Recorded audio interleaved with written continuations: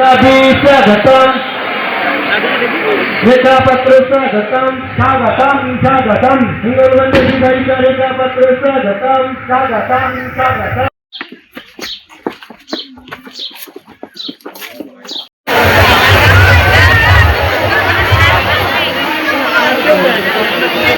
भवानीपुर आंचलिक कन्वेनर भगवतीश राय दो নম্বর মন্ডলের পক্ষ থেকে এবং আমি আমার পক্ষ থেকে সবাইকে শ্রদ্ধা জ্ঞাপন করছি এবং দেখুন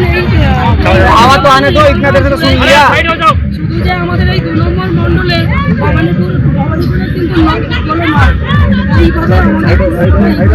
কিন্তু বিজেপি প্লাস বাঁধা যাবে না এবং সনাতন ধর্মের যে গেরুয়া ধ্বজ তাকে কিন্তু মারা যেত না, কিন্তু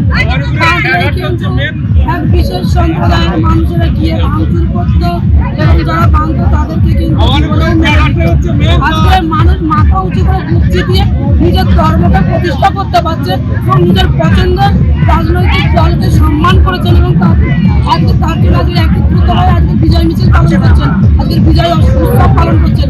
এটা থেকে সত্যি আনন্দ। কেমন লাগছে এখানে এসে আপনার? যে আমাদের ভারতীয় জনতা পার্টি আমরা সকলে এই হিঙ্গলগঞ্জবাসী আমরা লড়াই করে আজকে এই হিঙ্গলগঞ্জে বিজেপি ভারতীয় জনতা পার্টিকে প্রতিষ্ঠা করতে পেরেছি। আর আগামী দিনে আমরা চেষ্টা করব ভারতীয় জনতা পার্টি যেন ক্ষমতায় থাকেন এবং আমাদের প্রত্যেকটা হিঙ্গলগঞ্জের প্রত্যেকটা মানুষ যেন মাথা উঁচু করে বাঁচতে পারে। আমাদের মধ্যে উপস্থিত অনুষ্ঠানে এবং সম্বর্ধনা অনুষ্ঠানে স্বাগত জানাচ্ছেন। কখনো এই পরিবর্তন আর অন্যদিকে যাবে না। এই পরিবর্তন ভারতীয় জনতা পার্টির পক্ষে ছিল, থাকবে, আগামী দিনেও থাকবে। আর এখানে কেমন লাগছে এখন?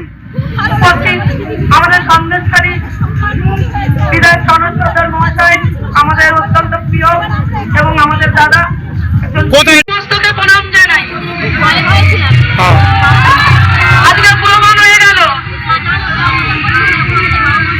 যে হিন্দু সনাতনীরা এক হতে জানে, লড়াই করতে জানে, তারা মাথা উঁচু করে বাঁচতে জানে।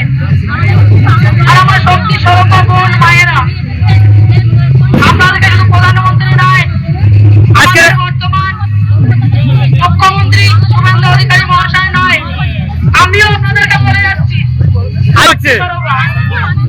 আপনাদের শক্তি। আপনার নাম?